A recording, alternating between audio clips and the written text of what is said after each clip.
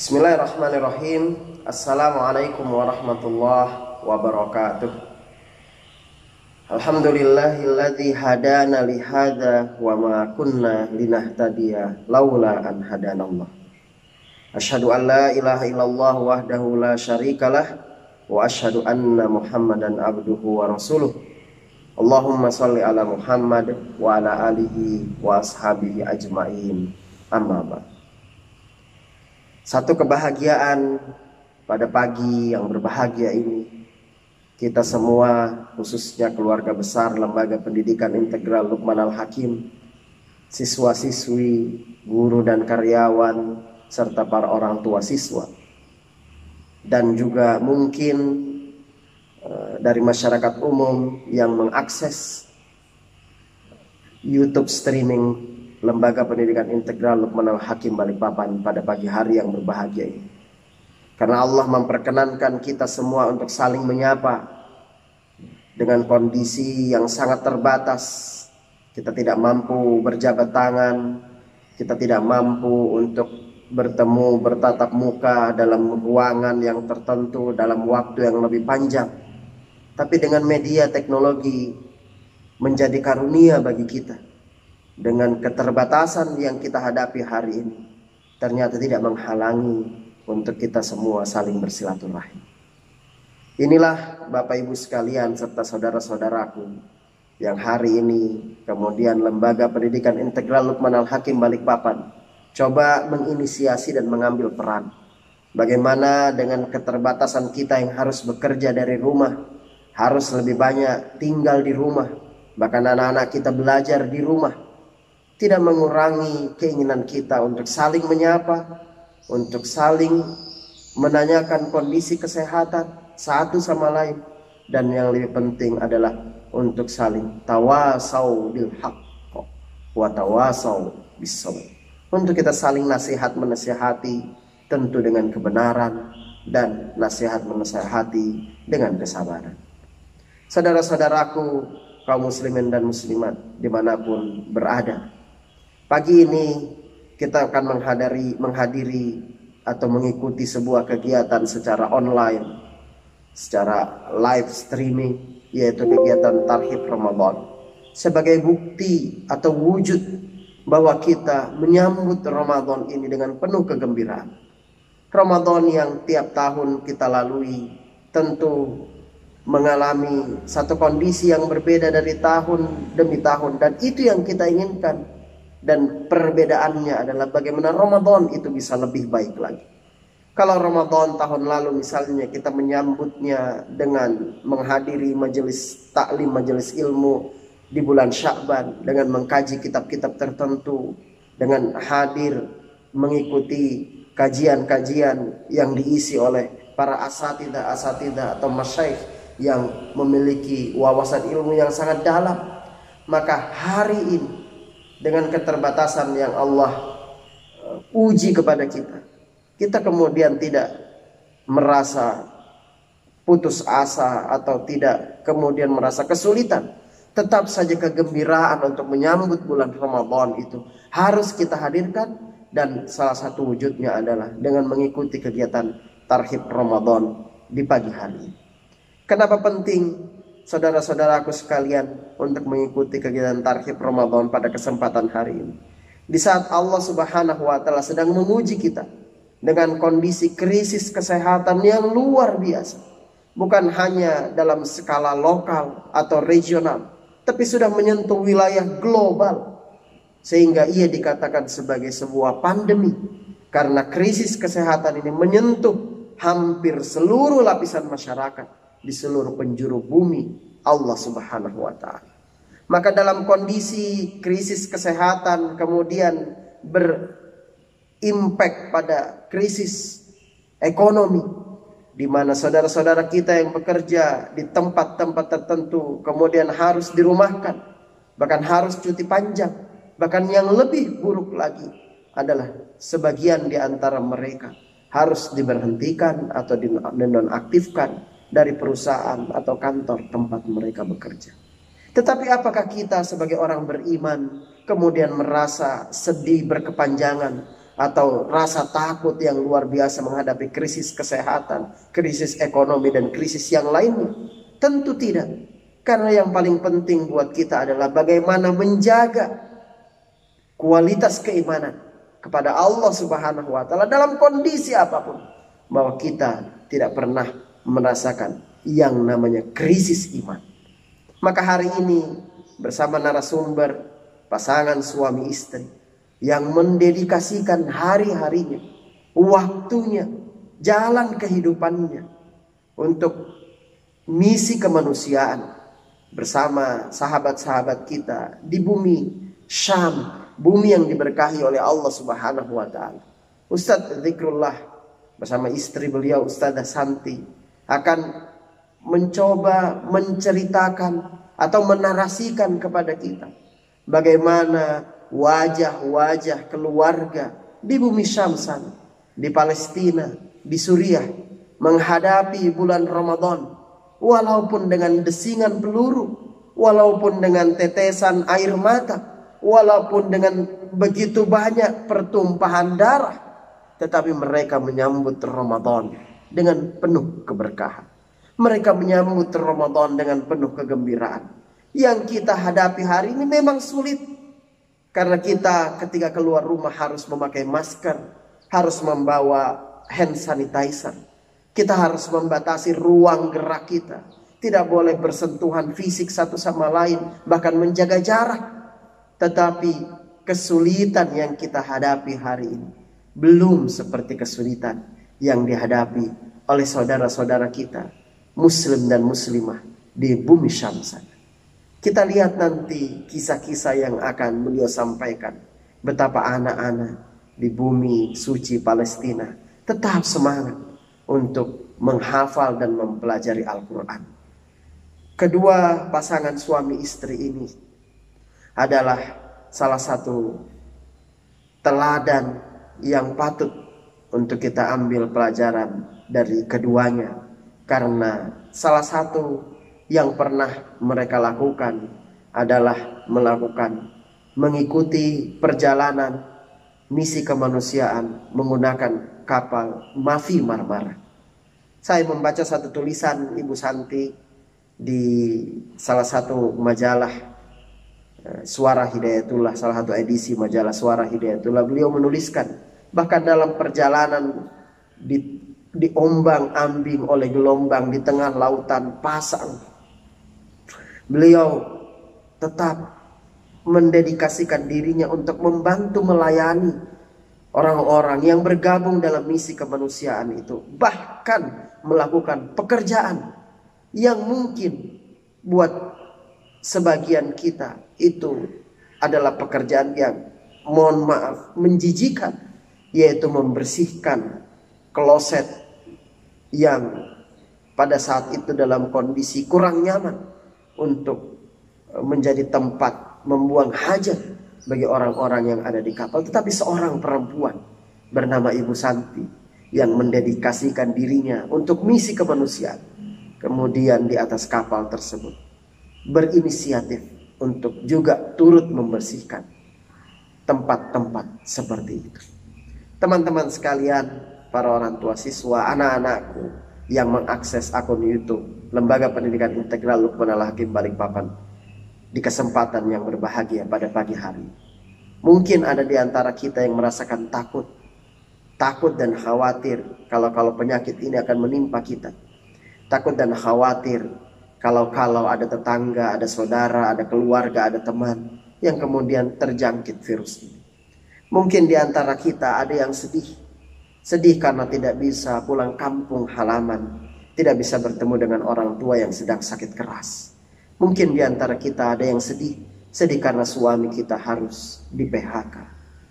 Percayalah, ketika iman yang kita terus-menerus tumbuhkan di dalam hati kita, dan kita istiqomah di dalam jalan kebenaran, maka rasa takut dan rasa sedih itu akan hilang dengan sendiri.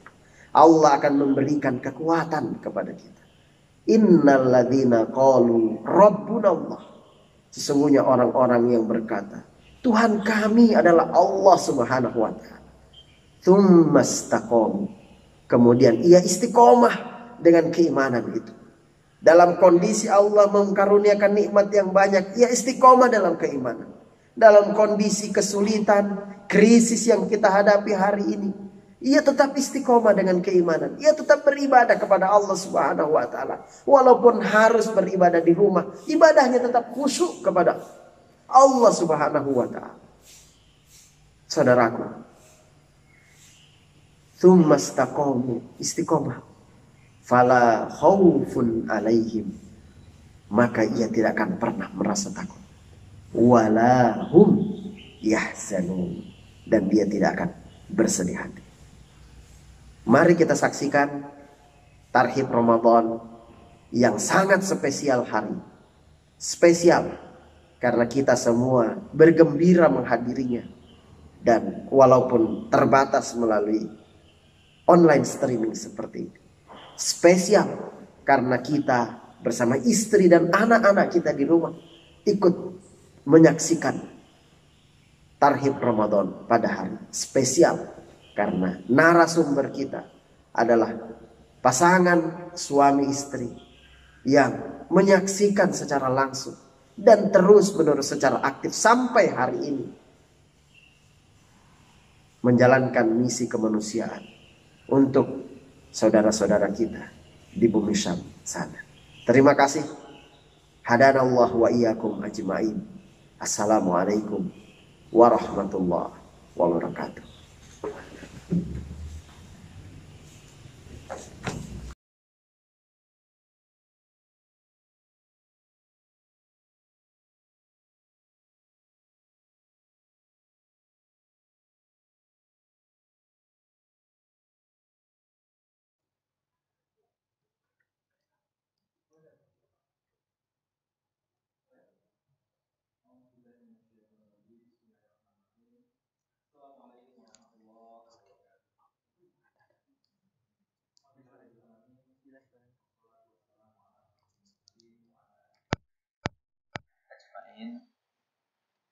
Asyhadu an la ilaha illallah wahdahu la syarikalah wa asyhadu anna Muhammadan abduhu wa rasuluh.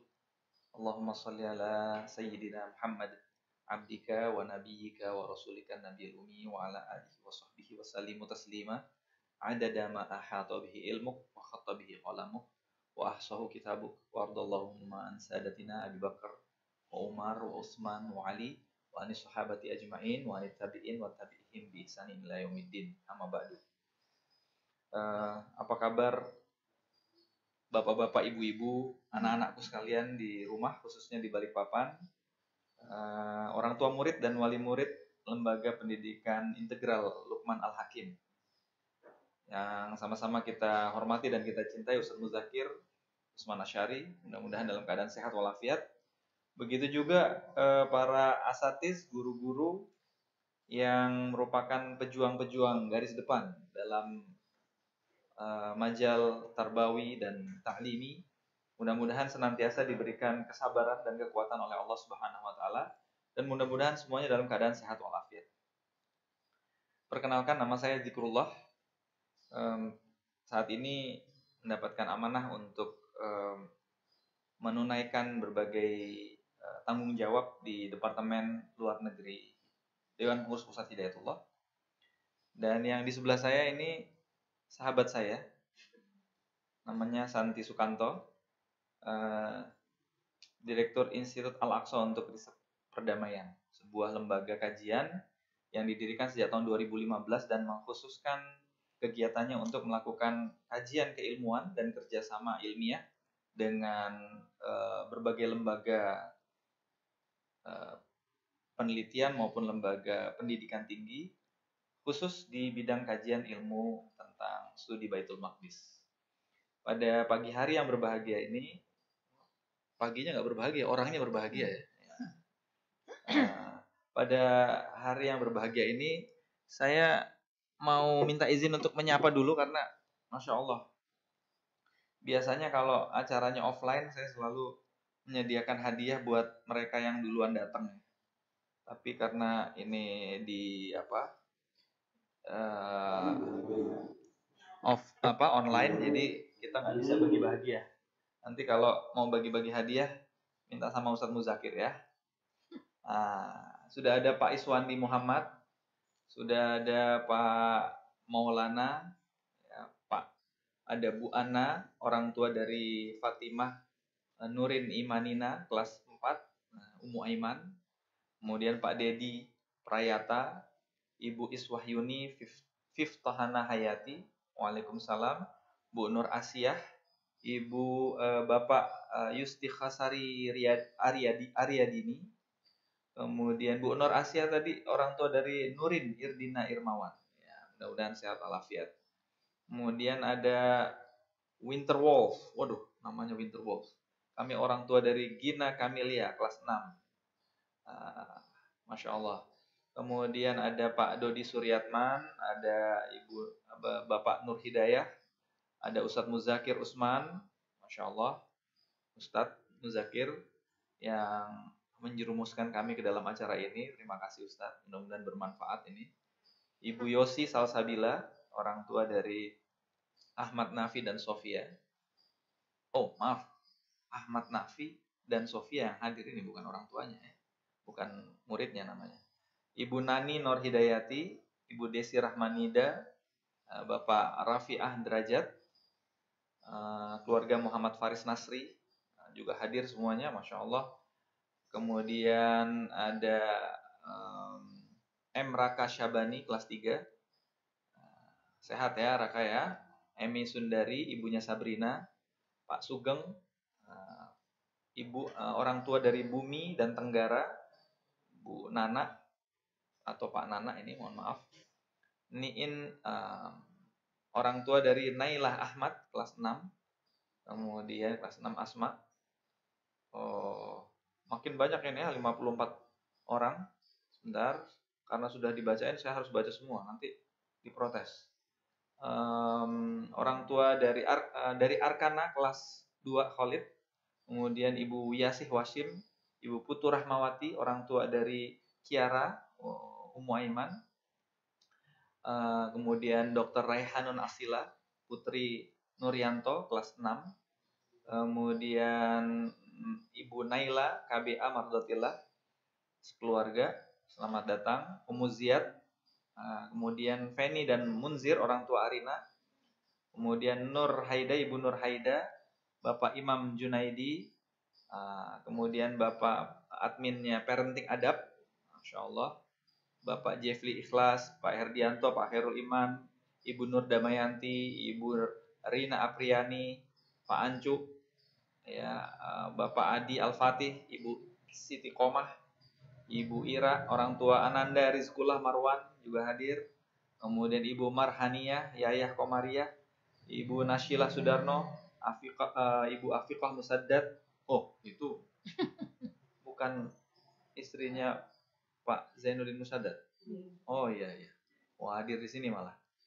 Ibu Nuril Sudiro, Ibu Arroyan, orang tua dari Razan Danish, Arroyan Azka, orang tua Arroyan, Muhammad Irsyadul Ibad, orang tuanya siapa itu?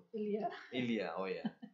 Kemudian Farah Rosa, Ibu Farah Rosa, Bapak Husni Tamrin, dan Ibu Heni Winarti. Masya Allah, pada pagi hari ini kami berdua ditugaskan oleh Ustadz Muzakir untuk membahas Ramadannya keluarga-keluarga kita di garis depan Palestina dan Suriah. Sebelum nanti ngobrol, karena kami berdua ini kebetulan wartawan dua-duanya, jadi karena nggak ada pembawa acaranya di sini, maka kami akan saling mewawancarain satu sama lain ya. Saya nanti akan tanya Santi akan tanya saya. Sebelum kita membicarakan lebih jauh, saya ingin mendefinisikan siapa yang kita sebut sebagai keluarga Palestina dan Suriah itu. Ya, kalau disebut kata Palestina, maka ada 6 jenis kondisi demografis atau kondisi kependudukan yang sedang dialami oleh saudara-saudara kita di Palestina. Kalau Suriah minimal ada 5 kondisi, nanti dijelaskan oleh Bu Santi.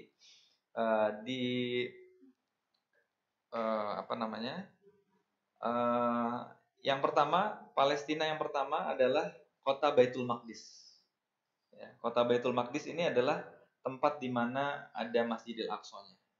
Sebenarnya kata istilah Baitul Maqdis ini adalah istilahnya Rasulullah SAW, dan kita dianjurkan untuk menggunakan istilah ini, bukan menggunakan kata Palestina, bukan menggunakan kata Al-Quds, tetapi kata Baitul Maqdis. Kenapa?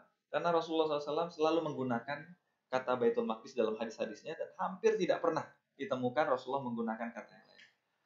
Fakta sejarahnya adalah kota Al-Quds itu baru digunakan sesudah 500 tahun sudah Rasulullah SAW. Ya, yaitu pada zaman Mu'tazilah, ya, antara 300-400 tahun. Kemudian kota Baitul Maqdis itu sendiri, di nama lainnya adalah Jerusalem atau Ursalim dalam bahasa Ibrani-nya. Itu adalah sebuah kota yang menjadi sangat penting karena ada Masjidil Aqsa-nya.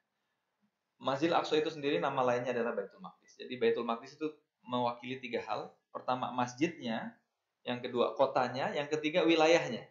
Ya, nanti akan ditayangkan petanya Baitul Maqdis. Bisa Mas Saiful tolong ditayangkan petanya. Ada gambar peta Baitul Maqdis kota.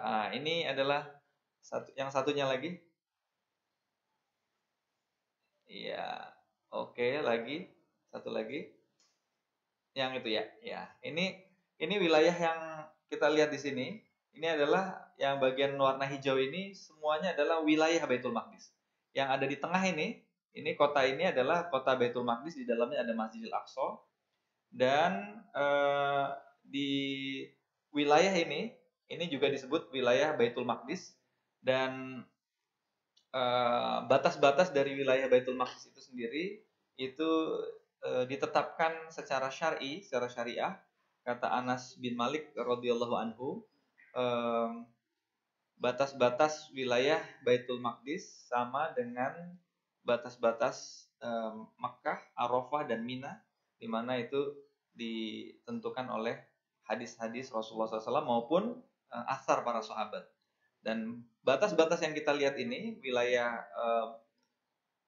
Baitul Maqdis yang kelihatan di sini, ini adalah wilayah yang digaris atau ditarik garis perbatasannya melalui disertasi Dr. Khalid El-Awaisi. Ini bukunya. Ya, ini ada buku judulnya Mapping Islamic Jerusalem, A Rediscovery of Geographical Boundaries.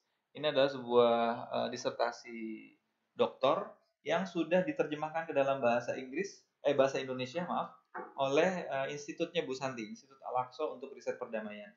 Kita tunggu insya Allah waktu yang tepat untuk menerbitkan buku itu. Bapak-bapak, ibu-ibu sekalian, dan anak-anakku sekalian yang kucintai karena Allah, Palestina yang pertama tadi adalah Palestina Baitul Maqdis. Yang kedua adalah kawasan yang disebut West Bank atau tepi barat Sungai Yordan. Letaknya ada di sini, ya, ada di sekitar dari sini, dari atas sini sampai ke bawah sini, Ini yang di tengah-tengah itu adalah Laut Mati, yang atasnya itu adalah Sungai Yordan. Nah, sebelah baratnya disebutnya tepi barat Sungai Yordan atau West Bank. Sebelah timurnya adalah tepi timur Sungai Yordan atau sekarang menjadi wilayah negara Yordania. Nah, ini Palestina yang kedua. Di Palestina yang jenis yang kedua ini atau di West Bank ini itu terdapat hampir 3 juta ya, rakyat Palestina. Dia separuh dijajah, separuh merdeka. Ya. Dijajah oleh Israel sejak tahun 1948, tetapi dia masih agak merdeka dalam tanda petik karena masih disebut wilayah itu di bawah penguasaan atau pengaturan yang disebut otorita Palestina. Ada presidennya, ada menteri-menterinya, tapi sebenarnya kekuasaannya tidak sebagaimana yang kita pahami sebagai sebuah negara yang merdeka. Lebih tepat kalau dikatakan West Bank ini adalah seakan-akan dia merupakan provinsinya penjajah Israel. Ya, ada polisinya, ada pasukan keamanannya, ada pengadilannya, tapi sampai batas-batas tertentu dia nggak bisa menguasai. Misalnya dia nggak boleh melakukan diplomasi luar negeri, dia nggak boleh bikin angkatan bersenjata sendiri, dia nggak boleh mengeluarkan mata uang sendiri. Jadi dia namanya otorita Palestina tapi mata uangnya mata uang Israel. Nah, gitu. Kita bisa bayangkan lah gitu kira-kira. Dan sejak puluhan tahun yang lalu, keluarga-keluarga kita yang hidup di wilayah tepi barat ini hidupnya sangat menderita karena sebenarnya eh, penjajahan Israel atas kawasan Palestina ini belum selesai. Karena itu mereka terus berusaha merampok tanah, merampas tanah, membakari kebun-kebun, membakari rumah-rumah, dan dengan berbagai cara membuat orang kaum muslimin Palestina yang masih tinggal di kawasan ini nggak betah dan kemudian mereka hijrah ke negara lain. Nah, itu Palestina yang kedua. Palestina yang ketiga adalah seluruh kawasan yang sekarang di peta dunia maupun di PBB disebut sebagai Israel. Ya, yaitu kita menyebutnya Palestine 1948 atau Filistini Tamania Warbain. Kita lebih senang, lebih tepat menyebutnya adalah occupied territory, kawasan yang 100% dijajah oleh Israel sejak tahun 1948. Ini kawasannya dari bagian utara di sini, sampai ke bawah. Ini sampai ke bawah itu sampai berbatasan dengan Mesir, di atas berbatasan dengan Lebanon, di sebelah baratnya, di sebelah timurnya berbatasan dengan Yordan, dan di sebelah baratnya ada Laut Tengah atau Laut Mediterania. Nah, semua orang Muslim Palestina maupun Kristen Palestina yang lahir sesudah tanggal 14 Mei tahun 1948 di kawasan yang ketiga ini, itu mau nggak mau dia KTP-nya dan paspornya paspor Israel. Karena dia 100% di bawah jajahan Israel. Nah, wilayah Baitul Maqdis yang tadi saya bilang ini meliputi dua kawasan ini. Tepi barat, kota Baitul Maqdis, tiga ya, sama kawasan Palestina yang dijajah. Ada sama sedikit sebelah timurnya ada ada di sini masuk ke wilayah Yordan juga. Kemudian Palestina yang keempat adalah saudara-saudara kita warga Palestina yang ada di penjara-penjara Israel. Dan ini merupakan kawasan tempat yang selalu nggak berhenti-berhenti diisi oleh warga Palestina yang ditangkepin dari jalan-jalan dari mana saja. Terserah tentara penjajah itu suka atau nggak suka, dia kadang-kadang melakukan razia ke rumah-rumah. Ini bagian dari metode mereka untuk membuat rakyat Palestina nggak betah dan kemudian hijrah ke negara lain. Karena memang negara ini bukan negara demokratis, bukan negara liberal, tapi negara Yahudi. Kemudian yang keempat itu, yang kelima adalah warga Palestina yang mengungsi ke luar Palestina. Jumlahnya menurut catatan PBB, UNHCR, United Nations Commission on Refugees, High Commission on Refugees, itu adalah lebih dari 5 juta orang di seluruh dunia, baik di negara-negara tetangganya Palestina maupun di negara-negara yang jauh, di Amerika, di Eropa, dan lain sebagainya. Dan yang terakhir, yang keenam, Palestina yang keenam adalah yang disebut Gaza. Ya, letaknya di sini. Ya, di sini agak ke bawah sedikit. Nah, di sini. Ini berbatasan dengan Mesir. Gaza ini menjadi istimewa kenapa? Karena sejak tahun 2005 dia merupakan satu-satunya wilayah Palestina yang berhasil mengusir tentara penjajah Israel. Jadi satu-satunya kawasan Palestina yang tidak ada tentara Israel dan tidak ada warga Israelnya, warga Yahudinya, adalah Gaza. Tetapi karena dengan izin Allah mereka bisa memenangkan jihad di kawasan itu, maka kemudian mereka dikepung sejak tahun 2006. Jadi sudah hampir 14 tahun Gaza dikepung, ya, di lockdown. Nah, itu makanya waktu kita mulai ada lockdown di sana dan di sini, kemudian ada banyak meme yang beredar seakan-akan itu pesan dari warga Gaza. Hi world, how are you? Now you are enjoying the lockdown, gitu ya. Itu sebuah How is the lockdown? Ya, how is the lockdown? Sorry, ya. Pertanyaan yang sopan, tapi sebenarnya menyindir kita bahwa selama berbelas-belas tahun kita menyaksikan warga Gaza di lockdown oleh penjajah Israel, tetapi hanya sedikit dari kita yang memberikan perhatian dan apalagi pertolongan. Tetapi saya meyakini semua yang hadir dalam acara Tarhib Ramadan online ini semuanya sudah berbelas tahun juga mendoakan, bahkan juga menginfakkan hartanya dan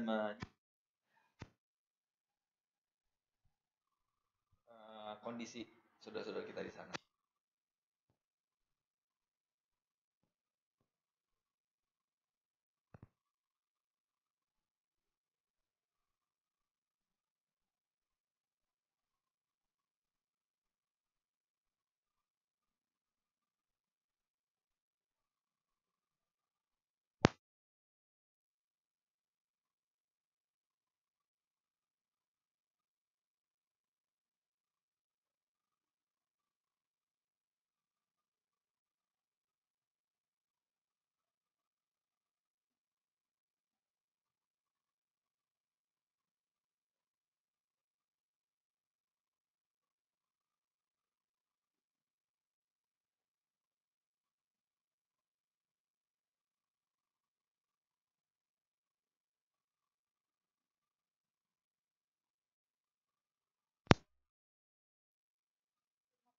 dan Madinah yang selalu kita pentingkan sebagai bagian dari akidah kita, itu tidak bisa dipisahkan dari Baitul Maqdis. Karena memang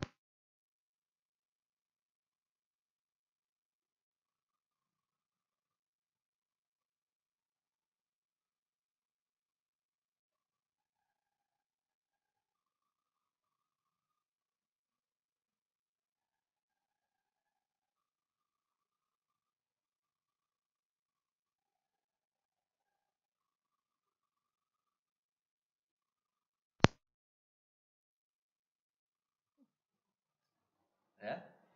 Barusan mikrofonnya teman-teman kehabisan baterai, tapi nggak kehabisan iman, insya Allah. Kembali lagi, jadi insya Allah kita ulangi lagi ya, bahwa sejak awal wasiat dari Rasulullah SAW kepada umat, kepada kita itu adalah bahwa akidah adalah sesuatu yang tidak boleh digunting-gunting, dipecah belah. Sehingga kemudian ketika kita berbicara tentang Makkah dan Madinah sebagai bagian penting dari akidah kita, maka kita tidak bisa memisahkan dengan Baitul Maqdis, Masjidil Aqsa yang saat ini dalam keadaan dijajah. Itu catatan yang pertama sebelum nanti menjawab secara khusus berbicara tentang Suriah. Yang kedua, judul yang diberikan di sini adalah Ramadan Keluarga-Keluarga garis depan. Keluarga sejak awal dalam sejarah Islam itu adalah komponen yang tidak bisa dipisahkan dari jihad menegakkan dan menjaga integritas akidah. Sejak awal sejarahnya, yang namanya keluarga itu ikut dalam semua perjalanan jihad. Barangkali bisa dirujuk ya, ketika Rasulullah SAW sudah wafat, yang pertama kali dilakukan oleh Abu Bakar radhiyallahu anhu sebagai Khalifatul Rasul itu adalah menyiapkan umat, ya, selain menjawab dan menghadapi masalah pemurtatan, orang-orang yang membangkang dan sebagainya, adalah mempersiapkan pasukan untuk membebaskan Masjidil Aqsa dan Baitul Maqdis, diawali dengan delegasi atau ekspedisinya Usama bin Zaid radhiyallahu anhuma untuk pergi ke Palestina, ke Masjidil Aqsa. Sejak itu kemudian Abu Bakar As-Siddiq itu menunjukkan kepada kita semua bahwa keluarga tidak bisa dipisahkan dari jihad membebaskan Palestina, Suriah, keseluruhan bumi Syam dan Baitul Maqdis. Saya ingin mengutip sebuah gambaran dari seorang alim, seorang ulama, ahli hadis dan sejarah dari abad ke-2 Hijriah yang bernama Abu Ismail Muhammad bin Abdullah Al-Azdi Al-Basri, yang menggambarkan bahwa ketika Abu Bakar mempersiapkan pasukan untuk memperjuangkan membebaskan Masjidil Aqsa dan Baitul Maqdis, maka beliau mengundang suku-suku di antaranya dari Yaman dan suku Himyar. Ini suku yang sangat-sangat legendaris di Yaman, itu datang ke Madinah bersama bukan saja membawa seluruh perlengkapan perang, tetapi juga istri dan anak-anak mereka. Jadi semua anggota keluarga diajak untuk berjihad. Ya. Dan memang panggilannya Khalifah seperti itu. Akhirnya kemudian yang luar biasa adalah begini. Sedemikian semangat keluarga itu menjadi satu komponen di dalam jihad membebaskan Baitul Maqdis dan Masjidil Aqsa, sehingga tercatat dalam sejarah bahwa Heraklius, yaitu Kaisar Romawi yang ketika itu adalah the superpower, Kaisar Romawi, dia mempunyai gubernur yang namanya Ghassan, ya.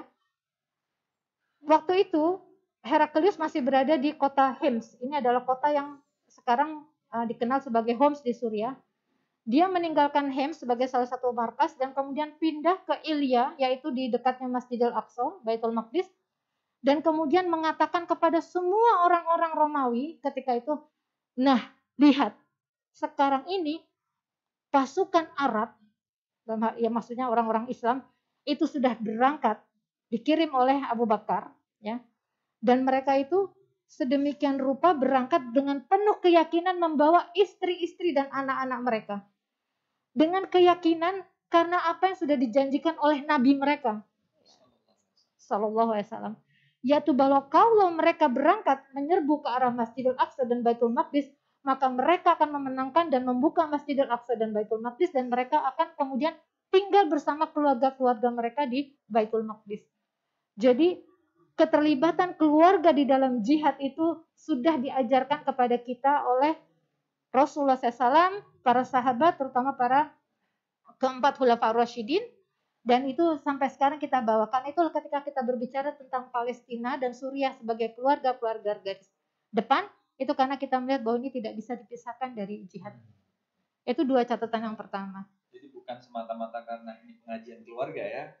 Itu juga keluarga ya memang juga harus terlibat penuh. Ya, artinya judul Ramadan keluarga garis depan bukan hanya semata-mata ada semacam keingintahuan. Nah, gimana sih kondisi keluarga-keluarga kita di sana, tetapi juga dia membawa pesan historis, pesan sunnah ya. Pesan sunnah. Sebagaimana yang dilakukan oleh Khalifah Abu Bakar As-Siddiq, dan bahkan sebenarnya sebelumnya karena Usama bin Zaid juga ada merupakan anak angkatnya Rasulullah SAW. Zaid bin Haritha yang anak angkatnya. Ayahnya anak angkat, dan anaknya adalah anak dari anak angkat. Lanjut Bu. Saya lanjutkan tadi. Pak Zikrul sudah memberikan 6 definisi tentang yang disebut keluarga Palestina. Secara sederhana, sekarang kalau kita berbicara tentang keluarga Suriah, apa sih keluarga Suriah itu? Yang pertama, pada prinsipnya, yang namanya keluarga Suriah adalah Ahlus Syam. Dan Ahlus Syam adalah orang yang disebut oleh Rasulullah SAW di dalam hadisnya mengenai bahwa bila rusak Ahlus Syam, maka tiada lagi kebaikan tertinggal pada diri manusia. La khairu fikum. Apabila rusak penduduk negeri Syam, maka tidak ada lagi kebaikan dunia. Itu maksudnya apa maksud hadis itu? Maksudnya adalah jadi ada sebuah hadis lain yang menggambarkan Rasulullah SAW mengatakan bahwa Allah telah mentawakalkan Ahlus Syam kepadaku. Artinya apa? Orang-orang Ahlus Syam itu dipelihara oleh Allah imannya. Ya, artinya mereka memiliki kesetiaan yang luar biasa besar kepada Rasulullah SAW, kepada sunnah. Ya. Jadi memang memiliki, yang namanya Ahlus Syam itu memang memiliki keistimewaan yang tidak dimiliki keluarga-keluarga lain. Itu yang pertama. Jadi yang namanya keluarga Suriah pertama-tama sekali adalah dia Ahlus Syam. Mas Saiful bisa tayangkan petanya yang hijau tadi, petanya negeri Syam gitu ya. Yang kedua, ketika kita berbicara tentang keluarga, yang pertama tadi ya itu. Ya, ini adalah kawasan negeri Syam. Ya, sengaja kita pilih peta yang nggak ada political borders-nya ya.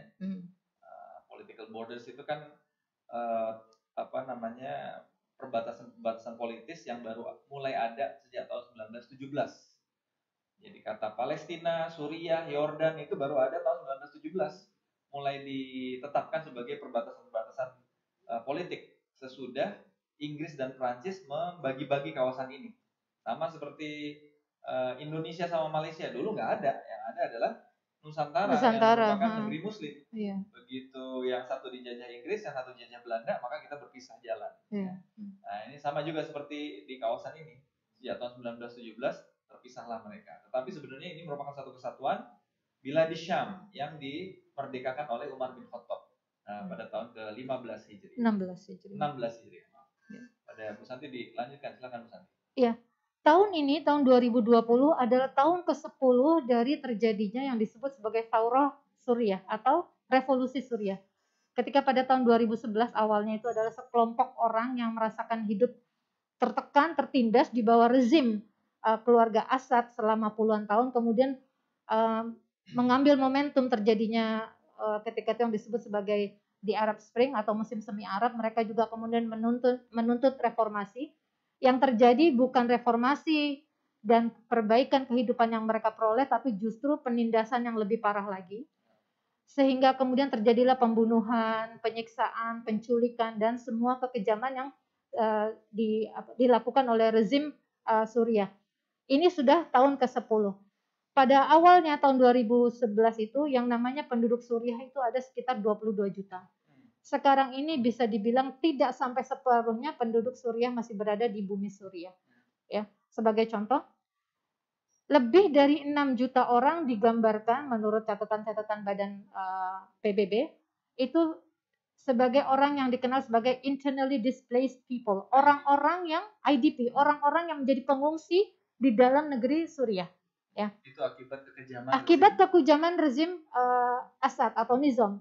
Nah, ada orang yang bertahan di pusat kekuasaan yaitu kota Damaskus, ya, dan sekitarnya. Jadi mereka adalah keluarga-keluarga Suriah yang tetap berada di Damaskus dan pusat kekuasaan di sekitarnya itu, ya, di bawah kekuasaan rezim Bashar Assad.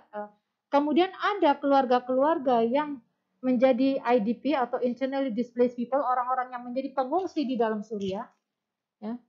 Ada orang-orang Suriah, Ahlu Syam yang menjadi pengungsi di kawasan bumi Syam yang lainnya. Kawasan bumi Syam yang lainnya itu adalah Lebanon, Yordan, Palestina, ya, termasuk juga di Gaza, dan yang paling besar adalah mereka yang berada di Turki. Catatan resmi dari pemerintahan Turki saat ini, ya, jumlah pengungsi Suriah, karena mereka ini Suriah dengan Turki itu kan perbatasannya panjang sekali, sekitar 700 km. Orang-orang Suriah ketika mereka dibunuh dan dizalimi, mereka lari, ya, mereka lari dan mengungsi ke Turki. Menurut catatan resmi pemerintah Turki, tahun yang lalu saja, tahun 2018 awal, itu hampir 4 juta orang pengungsi Suriah ada di Turki. Ini untuk menggambarkan bahwa ketika kita mengatakan keluarga-keluarga kita di garis depan, yaitu keluarga-keluarga Suriah, maka termasuk diantaranya mereka itu adalah orang-orang yang seperti ini.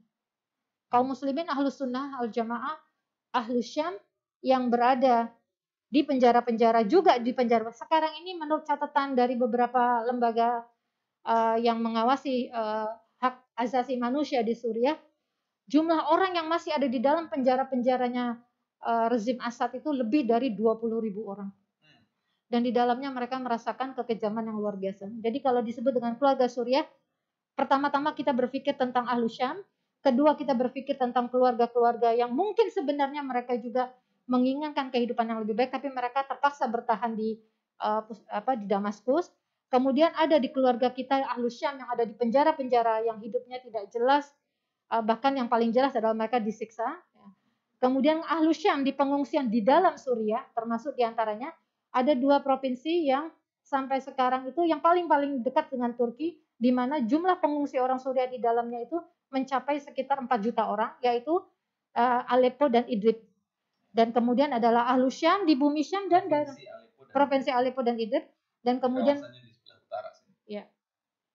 Dan kemudian adalah saudara-saudara kita Ahlu Syam di bumi Syam seperti Palestina, Yordan, Lebanon, dan yang terutama yang tak kalah pentingnya justru sekarang ini adalah Turki.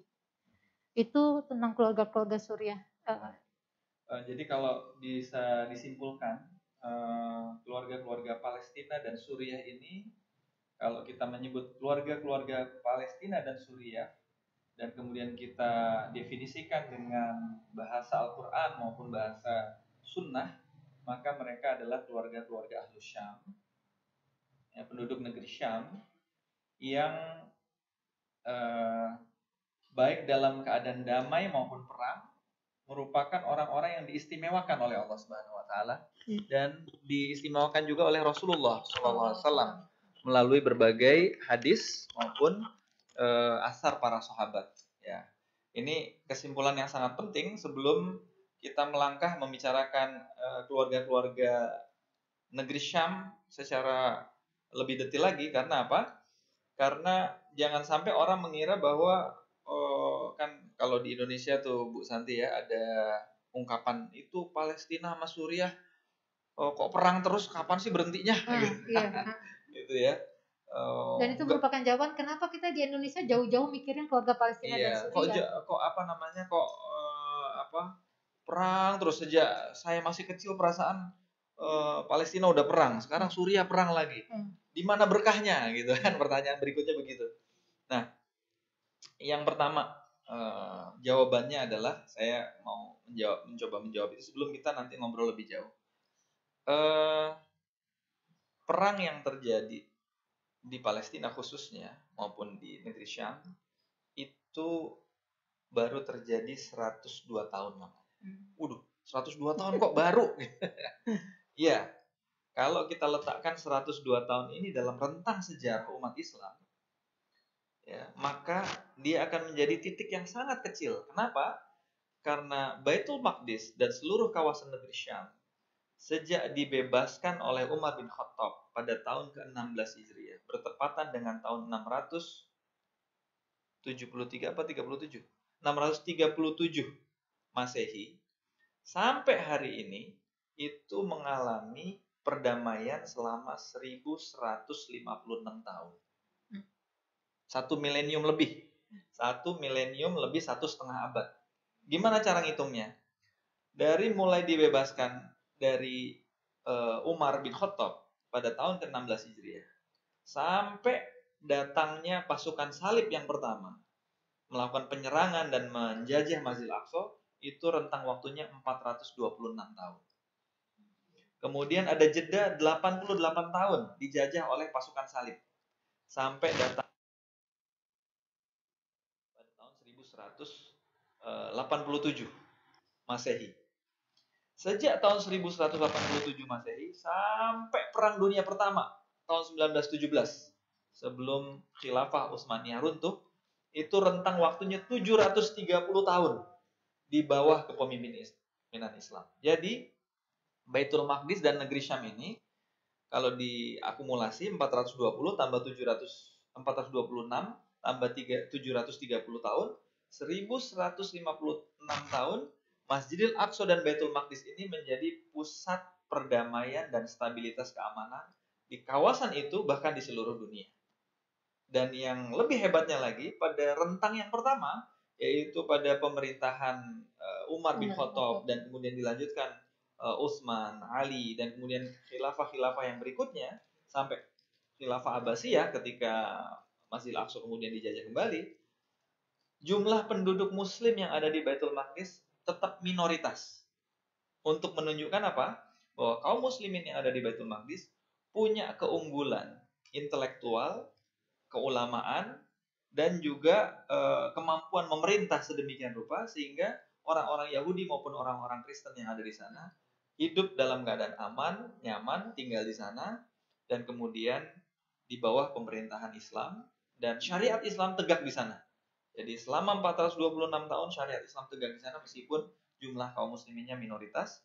Baru kemudian sesudah Salahuddin Al-Ayyubi membebaskan untuk ketiga kalinya sampai Perang Dunia Pertama, dari khilafah yang satu ke khilafah yang berikutnya memimpin dan menegakkan syariat Islam di kawasan itu. Jadi ketika 102 tahun perang ini yang terakhir ini, terutama sesudah Inggris, ya awalnya kan Inggris yang menjajah pada tahun 1917, kemudian 31 tahun sesudah Inggris menjajah, Inggris menyerahkan wilayah Palestina itu kepada penjajah Zionis Israel. Dan sejak itu sampai hari ini kawasan Palestina itu kalau kita buka peta dunia ditulisnya adalah Israel. Alhamdulillah Indonesia, Negara Kesatuan Republik Indonesia sejak zaman Bung Karno sampai hari ini tidak mengakui adanya negara Israel. Mudah-mudahan masih terus berlanjut meskipun sejak tahun 2000 ada Menteri Perindustrian dan Perdagangan yang sudah membuka hubungan dagang dengan Israel. Ya, sayang sekali. Baik Bu Santi, sebelum kita melanjutkan ya, mungkin kita perlu putar video sedikit ya. Ya, untuk mengetahui bagaimana kondisi keluarga-keluarga kita di negeri Syam. Yang bawah dulu, jangan yang itu. Bawah dulu, bawah lagi. Ya ini, oke. Ini adalah video yang kami buat dan kami rekam dari perjalanan beberapa bulan yang lalu, sebulan setengah ya kira-kira. Iya. Antara ya sekitar sebulan setengah, hampir 2 bulan yang lalu. Bukan yang itu. Bukan yang itu. Yang ini, ya itu bawahnya itu. Oh, itu ya. Itu aja. Ya. Ya, itu. Jadi ini adalah sebuah dokumentasi yang kita yang muncul itu. Yang itu sih. Linknya keliru itu. Nah, ini. Insyaallah. Jadi ini adalah sebuah dokumenter Suaranya nggak bisa keluar ya? Keluarga-keluarga kita Kalau yang bisa mengungsi suaranya keluar. karena kekejaman rezim Asad Suriah yang mempertahankan kekuasaannya dengan cara menteror, menghujani rumah-rumah mereka dengan bom, masjid-masjid, sekolah-sekolah, toko-toko dan pasar-pasar dihancurkan rata dengan tanah. Ribuan keluarga kita kehilangan tempat tinggal dan tempat bekerja, dan mereka terpaksa hidup di kemah-kemah dan kem-kem pengungsian seperti ini. Pada saat kami menjumpai mereka, Masya Allah, Subhanallah, kesabaran, husnuzon, persangkaan baik mereka kepada Allah Subhanahu wa Ta'ala tidak berkurang sedikit pun. Mudah-mudahan Allah meneguhkan hati mereka. Di antara yang kita harapkan menguatkan kesabaran mereka adalah kehadiran kita. Di antaranya dengan mendirikan beberapa taman kanak-kanak untuk mengasuh anak-anak mereka, baik yang yatim maupun yang masih ada orang tuanya. Alhamdulillah di tempat ini kita mendanai 3 taman kanak-kanak gratis. Taman kanak-kanak Cut Nyadin ini. Udah, Cut Nyadin. Semua? Cut Nyadin. Buya Hamzah. Assalamualaikum.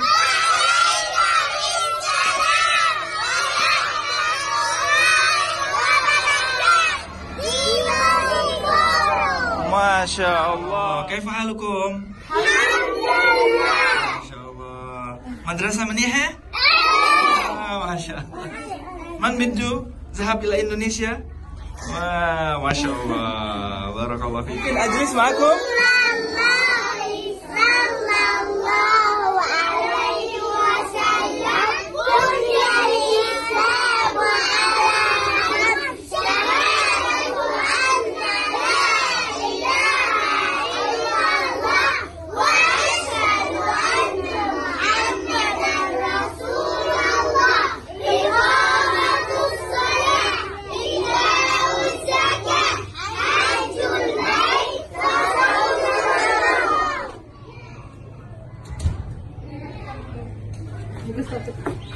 Assalamualaikum.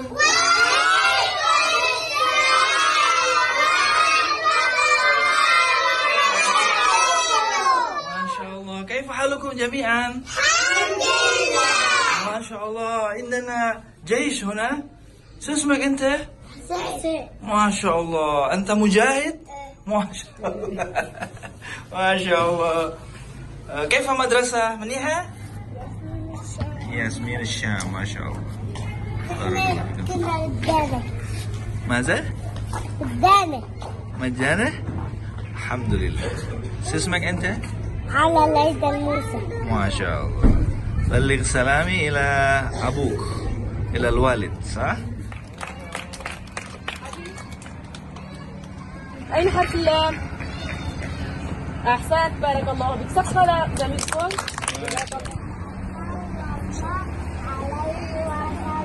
ما اسم أبو النبي؟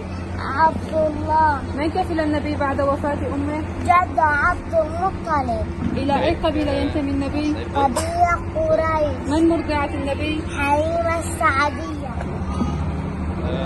Bapak-bapak ini bisa video ya.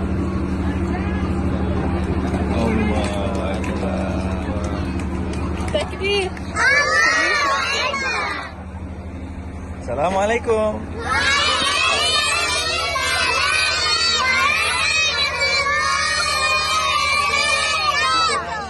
كيف حالكم جميعا؟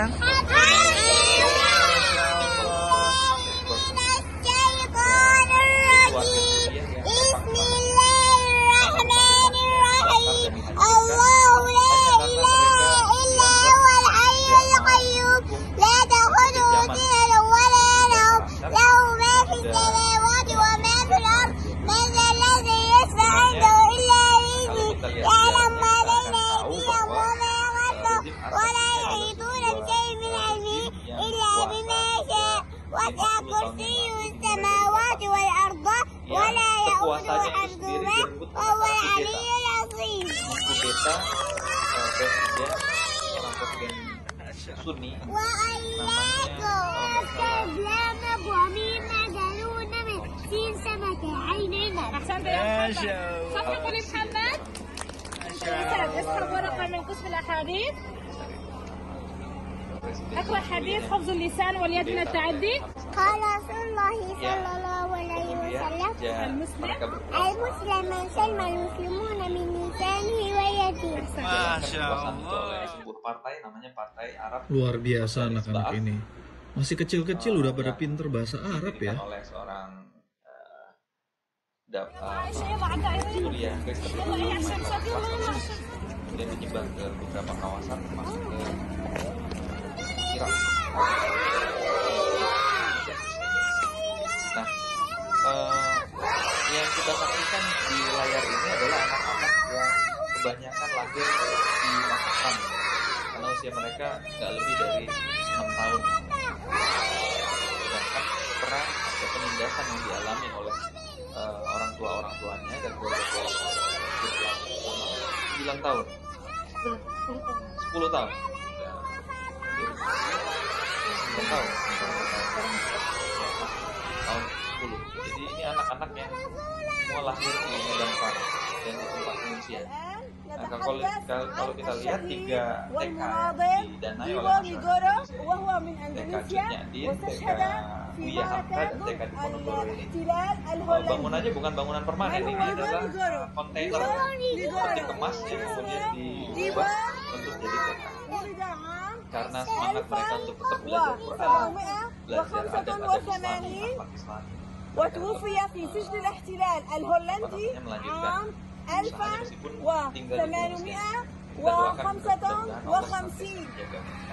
Terutama sudahlah dalam keadaan mengungsi seperti ini, mereka harus menghadapi wabah virus corona yang sudah memakan korban juga. Ismu syahid? Baik, silakan. Masya Allah, ahsantum. Kalau mau nonton video ini lebih Masya detail lagi, Allah. ada di channelnya Sahabat Al-Aqsa, ada video-video yang lain juga. Selanjutnya kita ingin memberikan gambaran ya, bagaimana kondisi keluarga-keluarga Palestina dan Suriah di masa damai, terutama memasuki bulan Ramadan. Alhamdulillah kami sendiri merasakan suatu Ramadan yang sangat istimewa pada tahun 2008 ketika dengan izin Allah kami hijrah ke kota Damaskus, Suriah.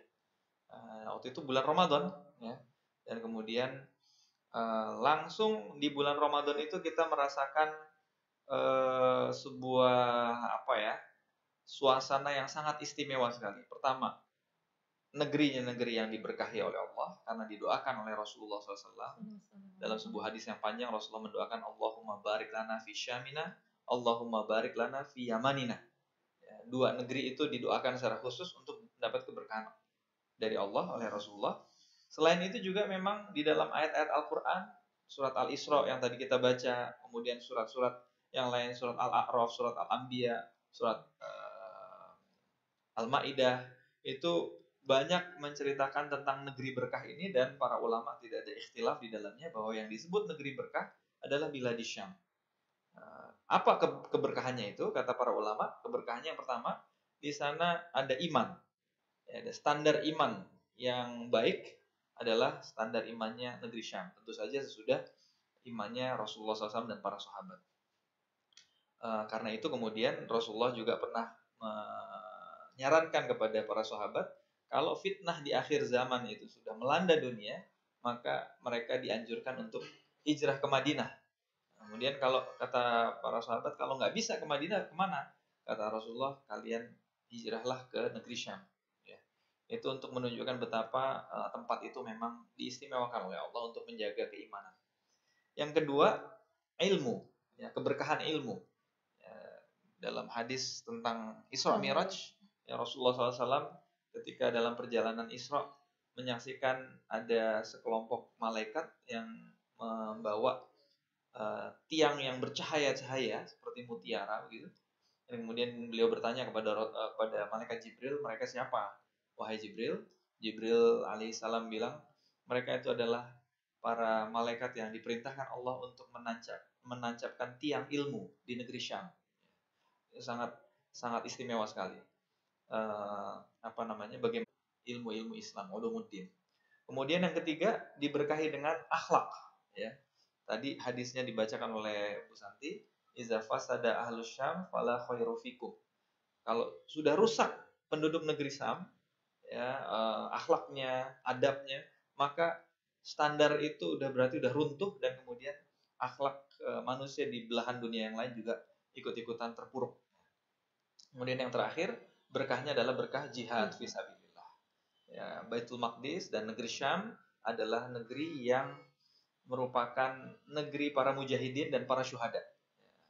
Dikabarkan oleh para ulama lebih dari 10.000 sahabat Rasulullah SAW wafatnya di negeri Syam. Ya. Waktu sejak tahun 2008 itu kita tinggal di sana, yang kita rasakan memang dua dunia sekaligus, ya. Dunia yang pertama adalah dunia yang didoakan oleh Rasulullah SAW sebagai dunia yang penuh keberkahan, tanah yang berkah karena iman, ilmu, akhlak, dan jihad. Tapi dunia yang kedua adalah dunia yang sedang menghadapi ujian. Berupa apa? Berupa rezim yang opresif, yang zalim. Ya. Orang hidup di bawah ketakutan, ya, kepada rezim Bashar Assad karena selalu saja melakukan pengawasan-pengawasan yang berlebihan kepada masyarakatnya untuk mempertahankan kekuasaannya. Ya.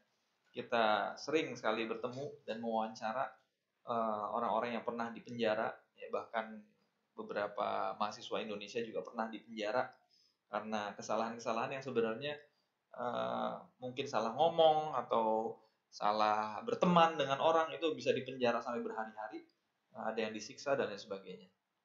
Nah, ini adalah dua dunia yang sangat bertolak belakang. Tetapi kita meyakini apa yang sedang dialami oleh keluarga-keluarga kita di Palestina maupun di Suriah itu merupakan ujian untuk melahirkan generasi baru yang lebih baik lagi, insya Allah, sebagai standar utama. Karena kita sangat meyakini bahwa keberkahan negeri Syam itu sama sekali tidak berkurang dengan ujian yang sedang dihadapi oleh keluarga-keluarga kita di sana.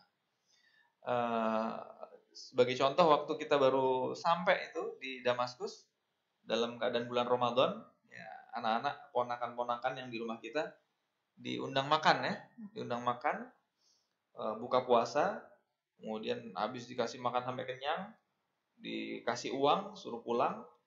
2 minggu kemudian kami sedang berjalan menuju tempat kami belajar bahasa Arab waktu itu bersama ponakan-ponakan. Mereka kemudian bilang, itu yang waktu itu ngundang kita, ngasih makan sampai kenyang, sampai kemudian ngasih uang.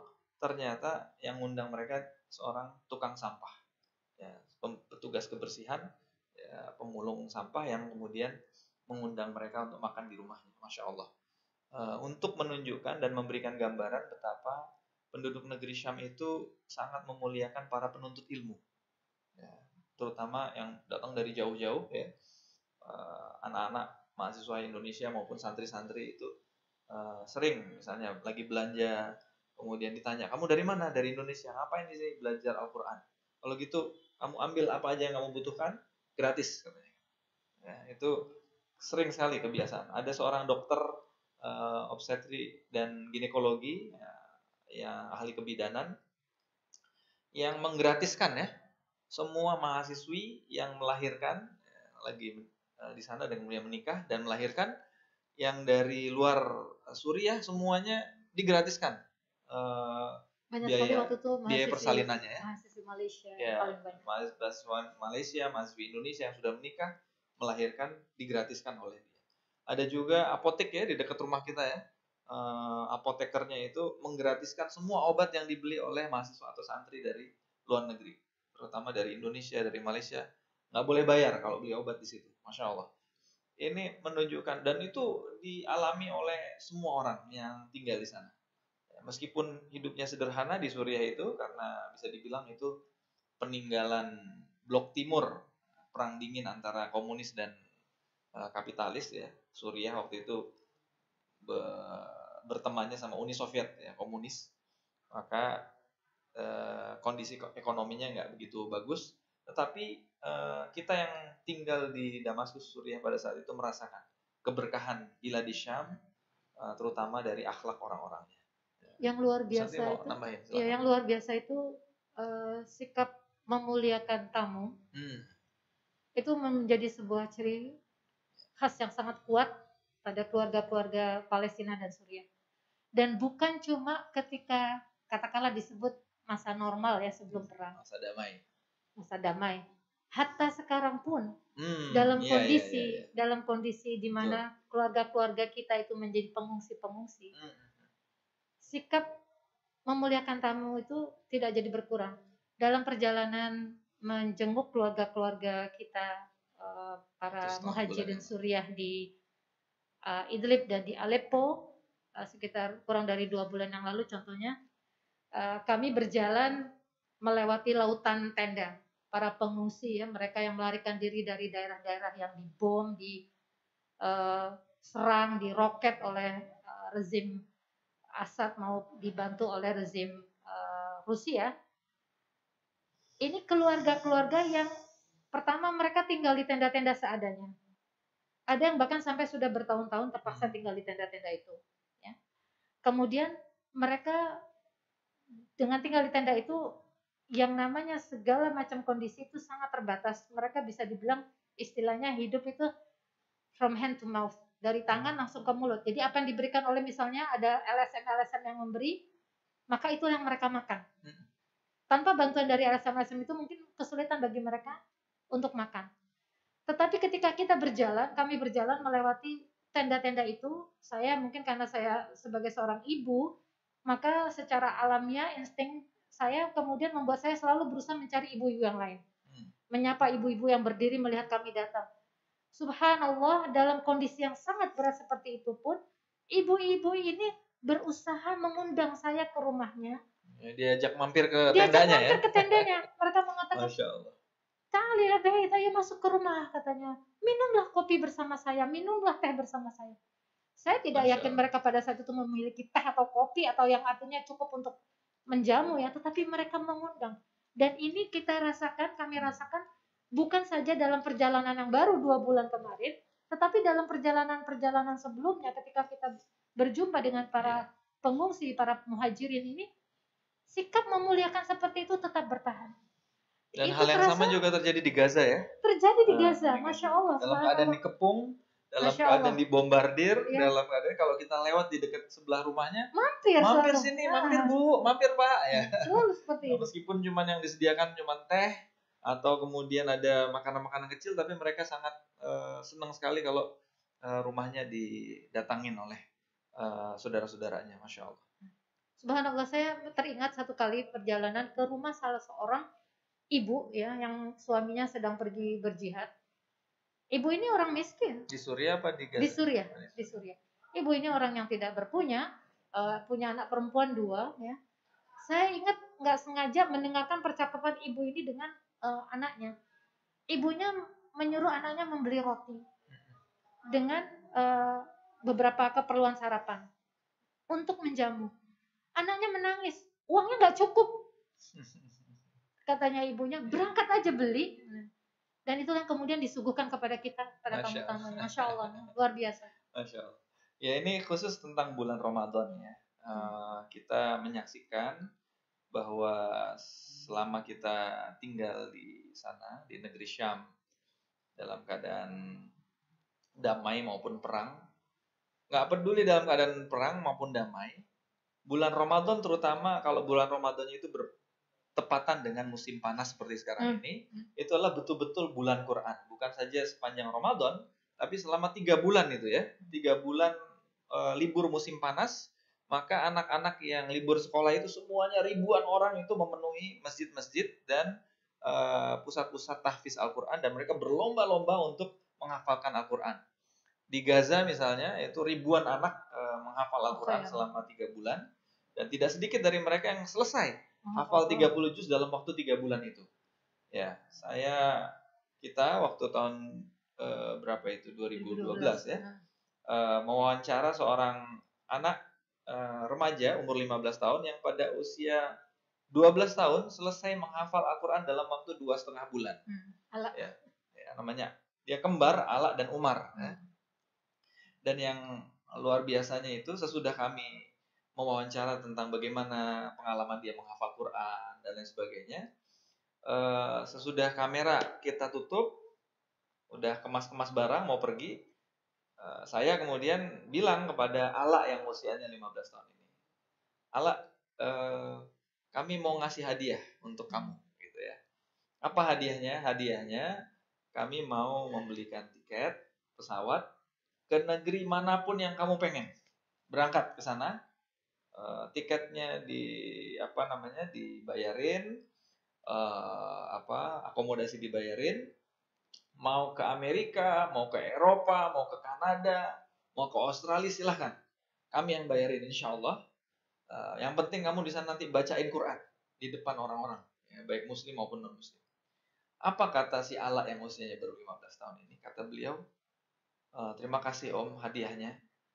Saya nggak kepengen kemana-mana dulu sebelum ikut berjihad membebaskan Masjidil Aqsa. Masya Allah. Ya. Belum pengen pergi kemana-mana sebelum ikut berjihad membebaskan Masjidil Aqsa. Masya Allah.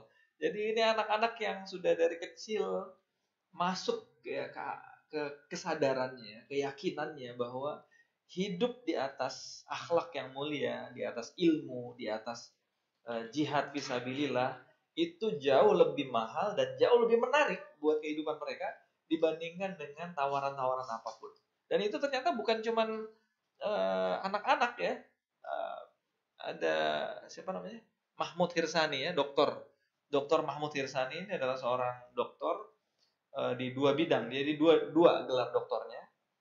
Waktu di Gaza itu kami menemui dia sebagai direktur CPDS namanya, Center for Policy and Development Studies, semacam lembaga think tank yang memberikan masukan kepada pemerintah pemerintah Palestina maupun negara-negara lain yang berhubungan dengan isu Palestina ini untuk pembangunan, kesejahteraan dan sebagainya. Dia memegang dua gelar doktor. Doktor yang pertama doktor bidang bahasa Inggris, yang kedua doktor bidang media, information management atau knowledge management. Saya tanya kepada Dr. Mahmud ini, dia dua-duanya gelarnya itu dapat dari sebuah universitas di Inggris dan sudah sempat mengajar di sana. Saya tanya, Mahmud, kamu ngapain kok? Udah enak tinggal di Inggris, digaji, udah dapat doktor di sana, digaji pula sama pemerintah Inggris untuk ngajar, kan uangnya bisa dikirim ke Gaza. Gaza dalam keadaan dikepung kayak gini, kamu pulang kayak gini gimana? Gitu. Apa jawaban dia waktu itu, dan saya waktu itu malu juga dengar jawabannya. Itu pertanyaan apa itu katanya? Kamu tahu nggak? Ini adalah tanah ribat katanya. Kata Rasulullah SAW, orang yang ribat sehari semalam itu lebih afdol dan lebih mulia daripada seluruh dunia dan seluruh isinya. Jadi apa yang bisa dijanjikan yang paling hebat oleh pemerintah Inggris kepada saya, nggak ada apa-apanya dengan apa yang dijanjikan oleh Rasulullah SAW. Ini adalah mentalitas Ahlus Syam ya. Tidak semuanya yang seperti itu, tetapi mereka yang baca Quran, yang ngaji Quran, seperti bapak-bapak dan ibu-ibu di rumah, di Balikpapan maupun dimanapun ini, mereka punya kualitas seperti itu. Seakan-akan janji-janji Allah tentang akhirat itu ada di sebelah rumahnya itu ya, di samping kamarnya itu, dekat sekali. Bu Santi mungkin ada yang mau ditambah? Ya mungkin yang kita sudah membicarakan betapa istimewanya keluarga-keluarga Ahlus Syam baik Palestina maupun di Suriah.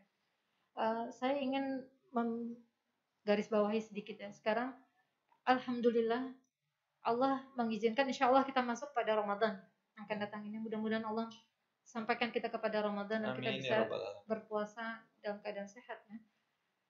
Kita betul sebagian besar kita sekarang ini dalam keadaan harus bertahan, bersabar ya di dalam rumah-rumah kita. Saya ingin menyampaikan bahwa kondisi saudara-saudara kita yang sekarang ini baik itu di Gaza maupun di Suriah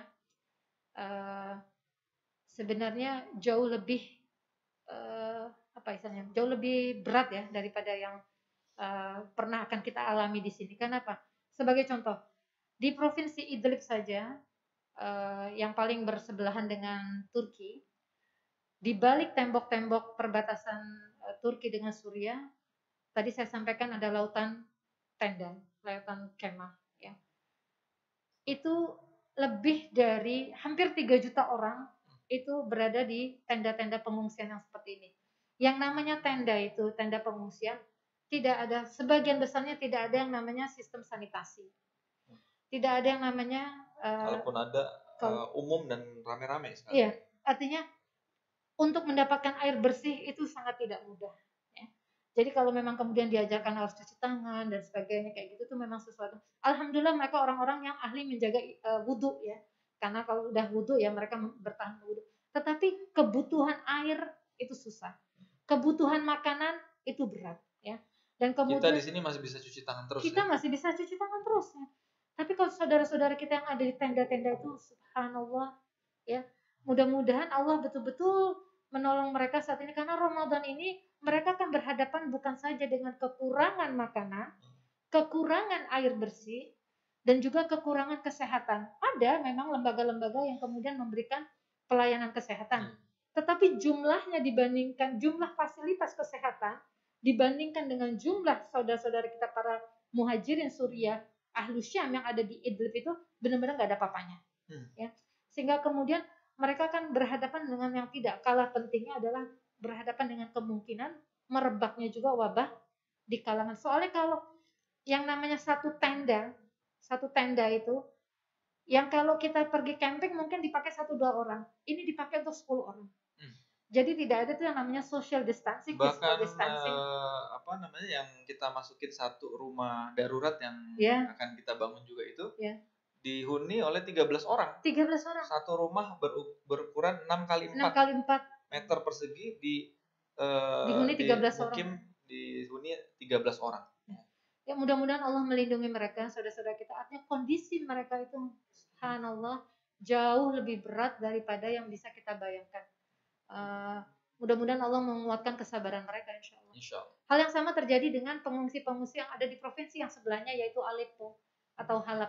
Aleppo itu adalah sebuah tempat yang istimewa. Itu adalah tempatnya Nuruddin Az-Zinki, tempat makamnya Nabi Zakaria alaihissalam, ya, di kotanya. Di provinsi Aleppo yang paling berdekatan dengan Turki itu terdapat sekitar 1 juta orang pengungsi di tenda-tenda, sama seperti ini kondisi. Iya, pertanyaan yang sering kita dapatkan dari kalangan masyarakat Indonesia, yang tentu saja pertanyaan itu mengandung niat yang sangat baik, gitu.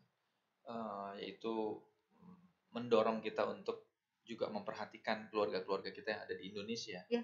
Kenapa sih kok dalam kondisi kita lagi susah begini, kok kita masih berpikir tentang Palestina dan Suriah yang jauh-jauh gitu ya? Ya.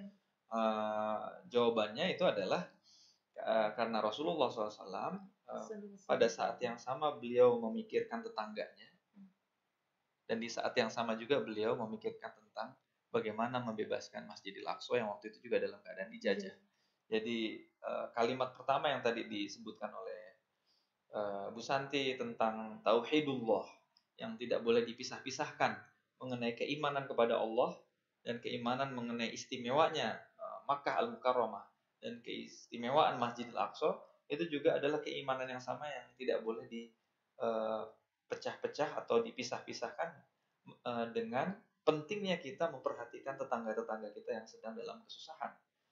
Jadi tentang bagaimana amalnya itu tergantung kemampuan kita masing-masing. Ada di antara kita yang punya kemampuan untuk fokus membantu saudara-saudara kita yang ada di sekitar kita.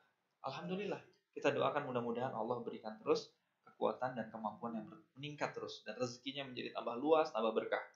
Ada yang kemudian selain memperhatikan tetangga-tetangganya, dia juga memperhatikan orang-orang lain yang lebih jauh.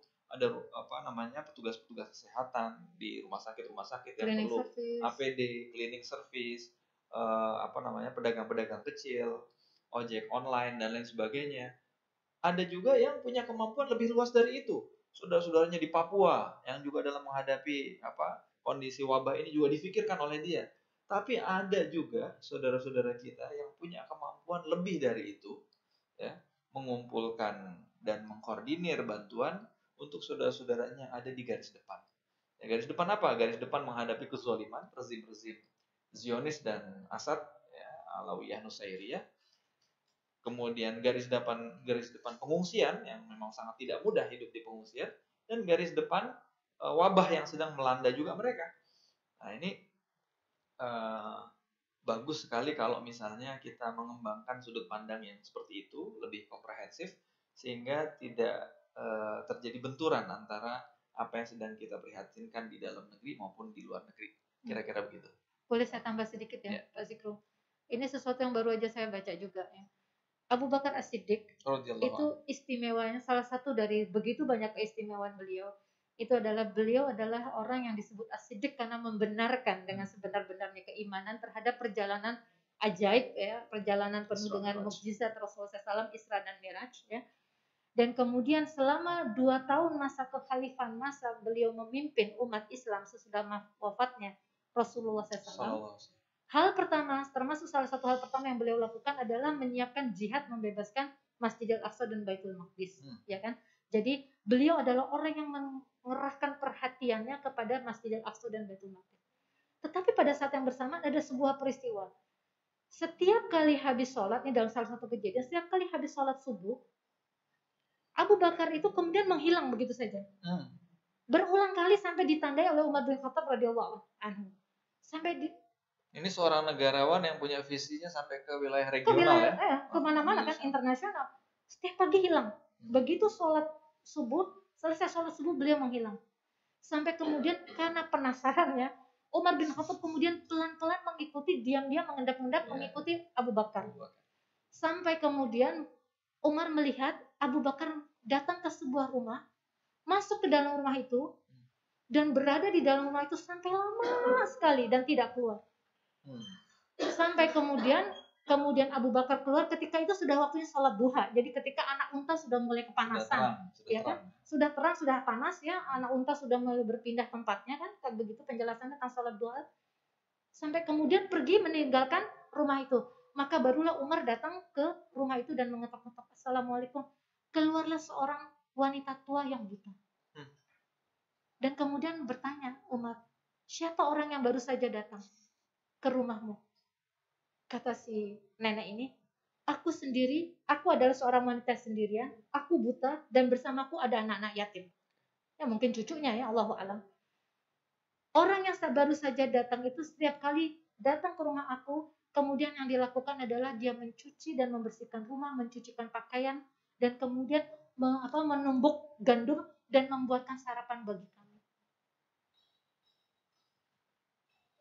Tahukah engkau siapa beliau itu? Aku tak tahu namanya. Ketika Abu Bakar As-Siddiq memimpin dan mempersiapkan jihad membebaskan Masjidil Aqsa dan Baitul Maqdis, beliau mengurusi wanita buta dan anak-anak yatimnya. Karena beliau tidak membeda-bedakan saudara-saudaranya. Itu subhanallah benar-benar menjadi sebuah catatan inspirasi buat kita. Jadi kalau Abu Bakar As-Siddiq radhiyallahu anhu, laki-laki yang paling hebat sesudah Rasulullah SAW, yang seharusnya menjadi contoh kita, punya pandangan yang integral. Ya, ini adalah lembaga pendidikan integral. Maka sudah selayaknya Abu Bakar As-Siddiq ini digali kepribadiannya lebih jauh, khususnya pada wawasan insaniyah maupun wawasan siasah ya, sakofah Islamiyahnya yang mencakup kawasan yang mikro yang di sekitar beliau, maupun kenegaraan, maupun sampai menjangkau ke yang sifatnya regional dan internasional pada saat yang bersamaan tanpa membeda-bedakan. Mudah-mudahan kita bisa mengambil ibrah dari sini. Saya rasa itu ya, Bu Santi ya. Ada lagi yang mau saling bertanya? Baik. Mungkin sebagai kesimpulan ya, sebagai ikhtisar, saya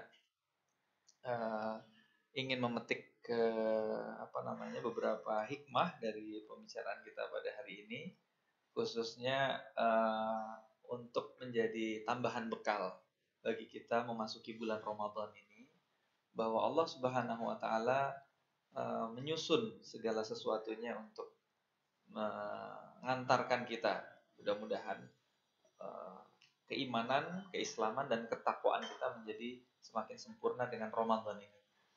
Bagian dari kesempurnaan Ramadan ini adalah semakin kuatnya wawasan kita, wawasan akidah kita maupun wawasan ukhuwah kita, persaudaraan kita dengan pertama Masjidil Aqsa, Baitul Maqdis sebagai bagian yang menjadi PR kita di zaman kita, karena itu juga menjadi PR-nya Rasulullah SAW.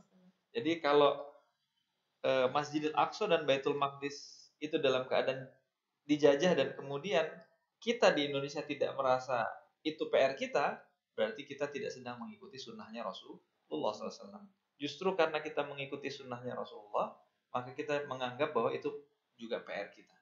Pada saat yang sama kita juga memikirkan keluarga-keluarga kita yang ada di garis depan, yang sedang bertahan, bersabar, dan kita berusaha dengan kemampuan kita untuk menguatkan mereka dengan doa kita, dengan menyebarluaskan informasi seperti ini, dan dengan mengeluarkan infak fisabilillah untuk mendukung dan menguatkan mereka.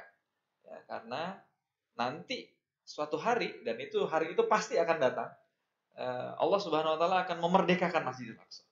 Maka pada saat Masjidil Aqsa merdeka, kita bisa bilang kepada Allah Subhanahu wa taala bahwa alhamdulillah aku sudah ikut mendoakan, alhamdulillah aku sudah ikut menyebarluaskan informasi tentang ini, dan alhamdulillah aku sudah ikut menginfakkan.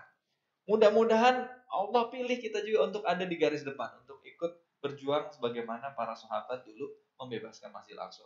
Kalaupun enggak, maka infak, doa, dan informasi yang kita sebarluaskan itu insya Allah akan cukup memadai, karena Rasulullah SAW menjanjikan kepada kita, man jahaza ghaziyan fi sabilillah faqad ghaza. Siapa yang ikut menyiapkan pasukan perang, ikut mengurus saudara-saudara atau keluarga-keluarga yang ditinggalkan oleh para mujahidin, para yatim, para janda, para orang-orang tua, orang-orang yang sakit, ikut diurus, maka dia berarti mendapatkan pahala yang sama dengan orang yang ada di garis depan. Mudah-mudahan ini bisa menjadi renungan, dan insya Allah kesempurnaan pemahaman kita mengenai masalah ini akan menjadi bagian dari yang ikut menyempurnakan Ramadan kita pada tahun ini. Amin. Kita berdoa kepada Allah Subhanahu wa taala sebagai penutup acara ini. Ya Rabbana lakal hamdu kama yanbaghi li jalali wajhikal karim wa azim sultanik. Allahumma alhamdulillah hamdan na'imin, hamdan syakirin, hamdan yuafi ni'mahu yukafi mazidah. Ya Rabbana lakal hamdu kama yanbaghi li jalali wajhikal karim wa azim sultanik. Allahumma salli ala sayyidina Muhammad wa ala alihi wa sahbihi wa sallim. Allahumma rfa' anna min hadzal waba wal bala wal mard qabla Ramadan ya rabbal alamin. Ya Allah, angkatlah ujian, musibah dan wabah penyakit ini sebelum kami memasuki bulan Ramadan ya arhamar rahimin. Allahumma barik lana fi Sya'ban wa balighna Ramadan. Ya Allah, berkahilah kami di bulan Sya'ban ini dan sampaikanlah umur kami masuk bulan Ramadan ya Allah. Rezekikanlah kepada kami bacaan Quran yang mutmainnah. Rezekikanlah kepada kami salat-salat yang khusyuk. Rezekikanlah kepada kami qiyamul lail yang sempurna. Rezekikanlah kepada kami sedekah yang luas. Rezekikanlah kepada kami zakat yang tunai.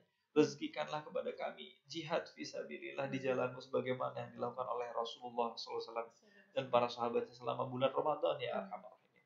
Rezekikanlah kepada kami sambungan-sambungan silaturahim yang menyambung tidak hanya kepada keluarga kami tetapi juga kepada seluruh saudara-saudara kami di seluruh Indonesia dan di seluruh dunia umat Muhammad SAW ya arhamar rahimin. Terutama sambungkanlah kami, silaturahim kami dengan keluarga-keluarga kami di garis depan yang sedang bertahan dan berjuang ya arhamar rahimin. Ya arhamar rahimin. Allahumma arhamna bil Qur'an waj'alhu lana imaman wa nuran wa hudan wa rahmah. Allahumma dzakkirna minhu ma nasina wa 'allimna minhu ma jahilna warzuqna tilawatahu ana al-laili wa atrafan nahar waj'alhu lana hujjatan ya rabbal alamin. Allahumma qasim lana min khasyatika ma tahulu bihi bainana wa baina ma'asiyatik wa min ta'atika ma tuballighuna bihi jannatak wa min al-yaqini ma tuhawwinu bihi alaina masa'ibad dunya wa matti'na bi asma'ina wa absarina wa quwwatina ma ahyaytana waj'alhu al-waritha minna waj'al tha'rana man zalamana wa ansurna man adana wa la taj'al musibatana fi dinina wa la taj'alid dunya akbar hamina wa la mablagha ilmina wa la tusallit alaina man la yarhamuna. Allahumma a'izzal Islam wal muslimin wa ahlikil kafarata wal musyrikin. Allahumma ansur man nasaraddin wa akhdul man khadalal muslimin. Allahumma ansurna fi Baitil Maqdis. Allahumma ansurna fi Filistin. Allahumma ansurna fi Suriah, fi Afghan, fi Shishan, fi Kashmir, fi Turkiya, fi Yaman, fi Uyghur, Xinjiang, fi Rohingya, fi kulli makan wa fi kulli zaman, khasatan fi biladina Indonesia ya arhamar rahimin. Allahumma rfa' darajatana fi Ramadan. Allahumma inna nas'aluka ridhaka wal jannah wa na'udzubika min sakhatika wan nar. Allahumma inna nas'aluka ilman nafi'an wa qalban khashi'an wa lisanan dzakiran wa dinan qayyiman wa yaqinan shadiqan wa rizqan wasi'an halalan thayyiban mubarakan. Ya Allah, tolonglah saudara-saudara kami yang sedang berjuang di garis depan menghadapi wabah corona ini di rumah-rumah sakit ya Allah. Bukalah pintu hati mereka untuk mendapatkan hidayah Engkau ya Allah. Kuatkanlah mereka, sabarkan mereka, berikan lindungi mereka dari segala macam penyakit ya Arhamar Rahimin. Jadikanlah mereka para mujahidin dan mujahidah, dan terimalah para syuhada di kalangan mereka ya Allah. Ampunilah dosa-dosanya, lapangkan kuburnya ya Allah ya Arhamar Rahimin. Kepada keluarga-keluarga kami yang dalam keadaan kesusahan karena akibat wabah ini, bukalah pintu-pintu rezeki seluas mungkin ya Allah. Pintu-pintu rezeki yang halal, yang berkah, yang thayyib, yang akan membawa kami semua semakin taat kepada Engkau, memasuki bulan Ramadan dalam keadaan hati yang bersih, niat yang lurus, dan berakhir pada takwa kepada Engkau yang sesempurna-sempurnanya ya Arhamar Rahimin. Rezeki yang membawa anak-anak muda kami, syabab kami, fatayat kami sebagai orang-orang yang menjaga diri mereka dan menjadikan takut dan rasa takut kepada Engkau sebagai dinding pemisah antara mereka dengan perbuatan-perbuatan maksiat ya Arhamar Rahimin. Allahumma inna nas'aluka, Allahumma inna na'udzubika min azabi jahannam wa min azabil qabri wa min fitnatil mahya wal mamat wa min syarri fitnatil masihid dajjal ya Arhamar Rahimin. Jadikanlah ujian yang menimpa kami ini sebagai penambah keimanan kami, sehingga kami terbebas dari berbagai fitnah akhir zaman ini ya Arhamar Rahimin. Rabbana atina fid dunya hasanah wa fil akhirati hasanah wa qina adzabannar wa adkhilna jannata ma'al abrar ya aziz ya ghafar rabbal alamin. Wa sallallahu ala Muhammadin wa ala alihi washabihi wasallim. Amin ya rabbal alamin. Mohon maaf atas segala kekurangan dan kelemahan yang selama kami membawakan acara ini, dan mudah-mudahan Lembaga Pendidikan Integral Luqmanul Hakim selalu mendapatkan bimbingan dari Allah Subhanahu wa taala, para pengelolanya, para asatiznya, dan juga orang-orang tua yang merelakan anak-anaknya dan mengamanahkan anak-anaknya untuk dididik di lembaga ini. Mudah-mudahan senantiasa dalam keadaan sehat walafiat, dan semua doa kebaikan yang tadi kita doakan diberikan oleh Allah bagi kita, bagi keluarga kita, dan bagi seluruh kaum muslimin dan muslimat dimanapun mereka berada.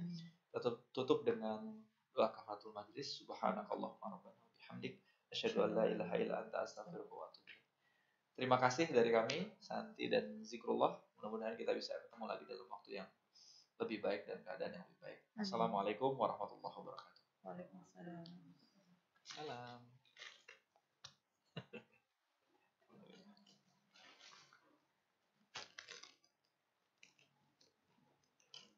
Oke. Lewat nggak waktunya? Nggak kan? Pas kan?